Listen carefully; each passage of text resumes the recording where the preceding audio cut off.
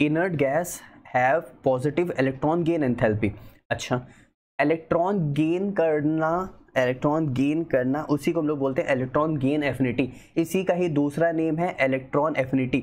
अगर electron affinity plus है तो इलेक्ट्रॉन गेन एंथैल्पी माइनस होगी, अगर इलेक्ट्रॉन एफिनिटी माइनस है तो इलेक्ट्रॉन गेन एफिनिटी पॉजिटिव होगी। दोनों की डेफिनेशन सेम है, दोनों में कोई डिफरेंस नहीं है, सिर्फ साइन यानी डायरेक्शन का अंतर है। मतलब कहने का है अगर मेरे पास ये 900 वैल्यू है माइनस की और 900 वैल्यू है प्लस की, तो इसका ये मतलब नहीं है वो प्लस माइनस है, इसका ये मतलब है कि वो सिर्फ एनर्जी की बात कर रहा है कि उतनी एनर्जी निकली है, उतनी एनर्जी है। ये सिर्फ डायरेक्शन की बात कर, दोनों में ही 900 बराबर है, ठीक। लेकिन इलेक्ट्रॉन गेन एंथैल्पी में बस खाली एक चीज रहती है कि एनर्जी रिलीज भी होती है, एब्जॉर्ब भी होती है। एब्जॉर्ब करना एंडोथर्मिक, रिलीज करना एक्सोथर्मिक। एक्सोथर्मिक निकल गया, चला गया, इसीलिए माइनस चार्ज। एंडोथर्मिक आ गया, इसीलिए पॉजिटिव चार्ज, ठीक। अच्छा, तो यहाँ पे इसकी हमेशा इनकी प्लस रहती है, क्यों? क्योंकि इनमें इलेक्ट्रॉन गेन कराना बहुत मुश्किल है, इसीलिए हम अपनी तरफ से एनर्जी देते हैं, तो एनर्जी को एब्जॉर्ब करते हैं, एब्जॉर्ब करने पे प्लस चार्ज शो करते हैं, बस, ठीक।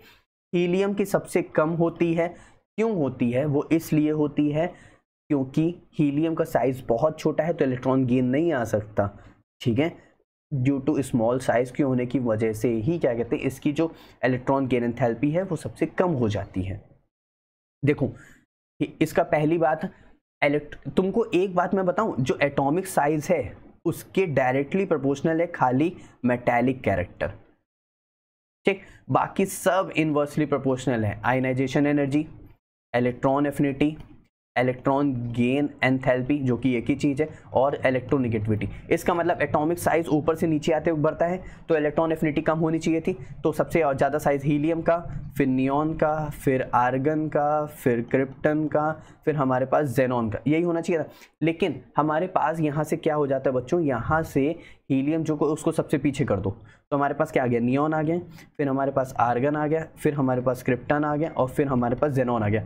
देखो यहाँ पे हमारे पास एक और आता है आयरन रेडॉन। तो हमारे पास देखो कितने हैं, देखो 1 2 3 4 5 6, बीच में कौन है, इन दोनों को हटाओ, इन दोनों को हटाओ, तो बीच में हमारे पास ये दोनों है, तो इन दोनों की एनर्जी को बराबर कर दो, इन दोनों की एनर्जी को बराबर कर दो, और हीलियम को सबसे पीछे भेज दो। तो यानी हीलियम को हमने सबसे पीछे कर दिया, तो हमारे पास क्या आ गया, इसको हम आयरन को हटा देते हैं क्योंकि क्वेश्चन में शायद आयरन नहीं लिया है ना, देख लेते हैं। हाँ, आयरन को नहीं लिया, तो आयरन को हम हटा देते हैं, आयरन की जरूरत भी नहीं है क्योंकि वैसे भी वो रेडियो एक्टिव में आ जाता है। तो यहाँ से हमारे पास क्या आ गया, हीलियम आ गया। बाकी इन दोनों को हमने क्या कर दिया, यहाँ पे बराबर कर दिया, ये इस तरह। तो ये हमारे पास इसका ऑर्डर बन जाएगा, ठीक। अब कैसे और देखते हैं यहाँ पे थोड़ा सा। तो हमारे पास इलेक्ट्रॉन गेन एफिनिटी जो रिफर कर रही है वो energy change when an atom gain an electron, ठीक। For most element it's negative because energy is released, but for noble gases it positive because complete filled orbitals adding an electron cause repulsion and instability जो कि remove करता है stability को, तो energy must be supplied not released, इसीलिए, ठीक है। तो यहाँ से हमारे पास इसका ऑर्डर जो हो जाएगा ऑप्शन नंबर 2 हमारे पास क्या हो जाएगा करेक्ट, क्योंकि नियॉन है, फिर हमारे पास यहाँ पे आर्गन नहीं दे रखा हुआ, तो क्रिप्टॉन है तो क्रिप्टॉन ले लेंगे, और जेनॉन है, और हीलियम सबसे पीछे हो गया, हीलियम सबसे पीछे हो गया।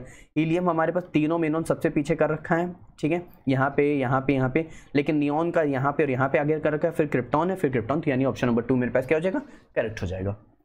पक्का समझ आया?